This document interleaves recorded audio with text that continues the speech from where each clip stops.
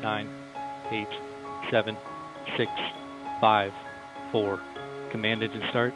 2, 1, 0.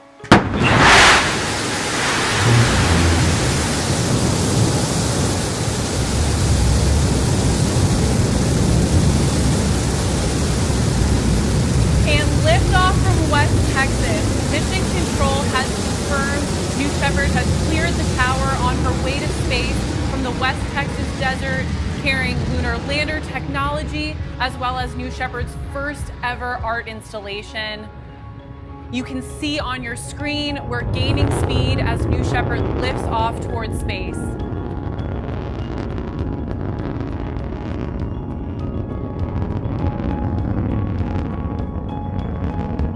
In about 10 seconds here, we'll be coming up on max Q, which is the toughest point of flight for the vehicle itself.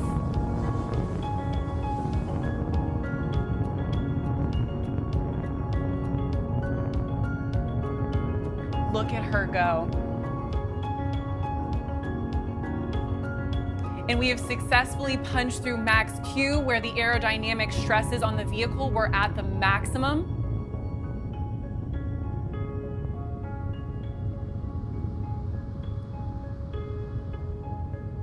Such a beautiful, clean burn on that BE-3 engine, and you see the West Texas desert disappearing away.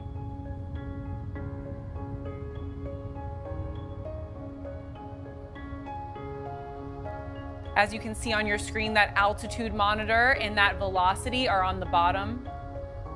She is really picking up speed on her way to space.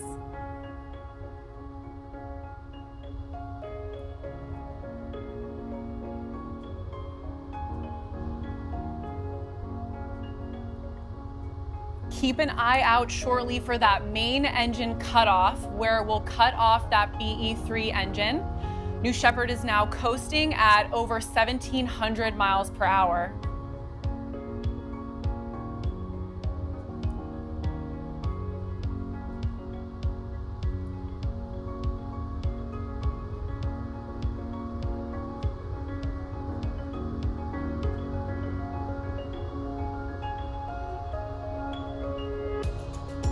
And there we have it, main engine cutoff. New Shepard is at 2,000 miles per hour, and those experiments are just seconds away from getting their several minutes of microgravity and performing their research.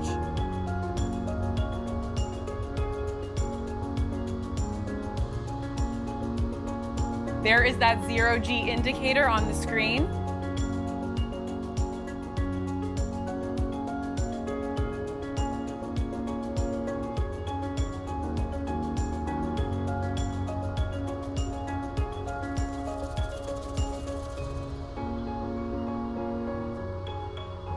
Shortly, you'll start to see those two distinct crafts as the booster starts heading back towards Earth, and those experiments in the capsule start performing their science.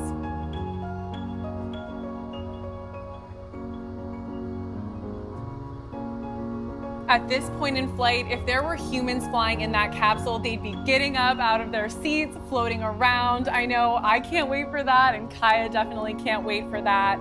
And super importantly for today, those payloads on board are experiencing 3 to 4 minutes of clean microgravity. Science is collecting its data, and that booster with its NASA lunar landing sensors are getting ready to come back for a precision landing in the West Texas desert.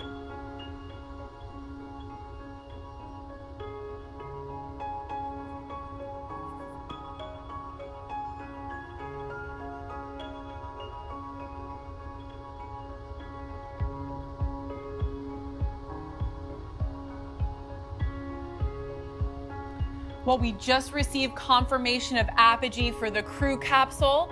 That apogee is over that Kármán line, the internationally recognized line of space, and that's the highest point the crew capsule will travel today.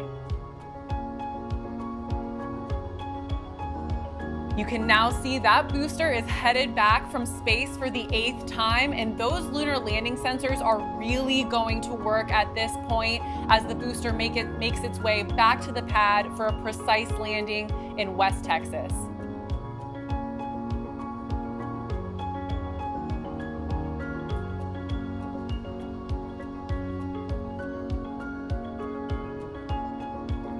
Shortly, the booster itself is going to reach its atmospheric pierce point, and what that means is it's when the rocket is returning from space and re-entering that atmosphere. So those fins and those control surfaces on the fins will start to have air pressure push against them.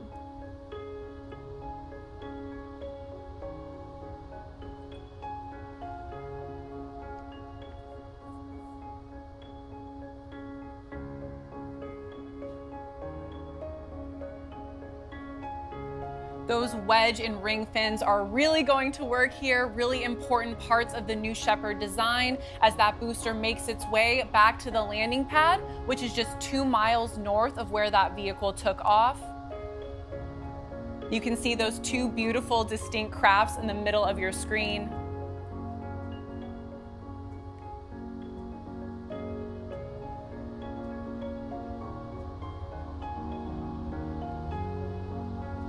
That West Texas desert starting to come into focus here on the right side of your screen.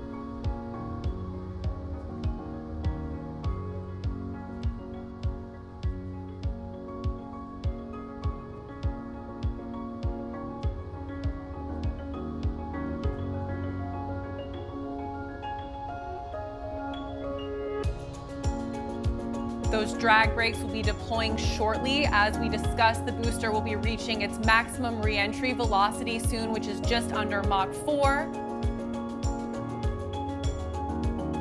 That booster shape causes a lot less drag than the crew capsule, so the booster will win this race back to Earth.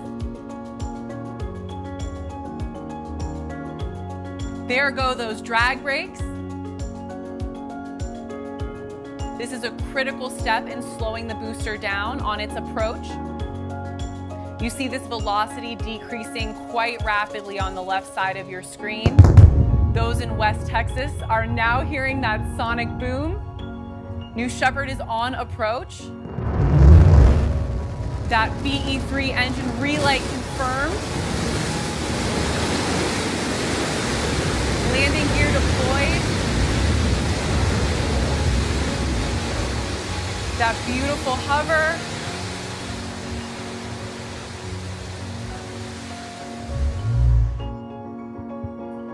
And booster touchdown, look at that, just like she was landing on the moon. Hopefully those NASA landing sensors got some incredible data today. I have to tell you, I'm often asked if that is slow-mo or CGI. It definitely is not, I can assure you that. Look at her there on the pad after her 8th trip to space for that booster. It just never gets old, Jackie. It never It's such does. a beautiful flight.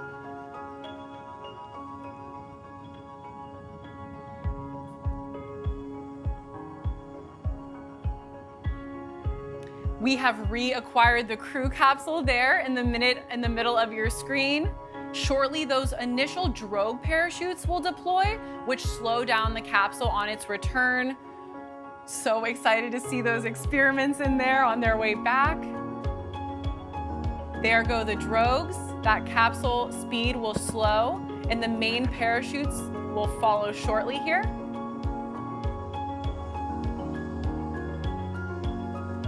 And there go the mains, further slowing the crew capsule here on its way back to the West Texas desert. They'll start to completely inflate here, and that West Texas landscape will come into the view in your background.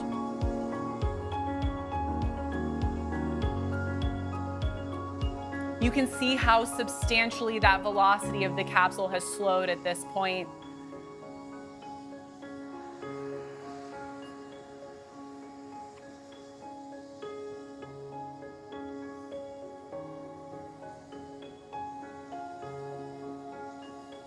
Do keep in mind as we approach the desert here, that West Texas dust does kick up a lot. Oh my gosh, you can see that beautiful capsule with the landed booster in the background there. Our retro thrust system in the base of the crew capsule will kick up a tremendous amount of dust as it fires for that nice soft landing. Rest assured, the payloads will enjoy quite a soft touchdown in just a few seconds here.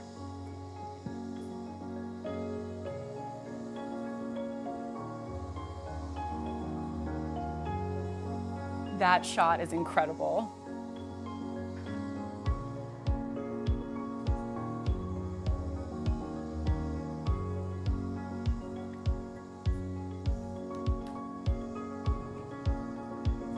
"200 feet from the surface.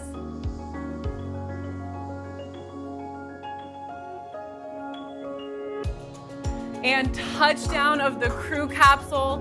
Another beautiful launch and landing for New Shepard. Huge, enormous congratulations to Team Blue. Congratulations to our friends at NASA, especially in the flight opportunities and tipping point programs. And congrats to all of the customers who flew with us today.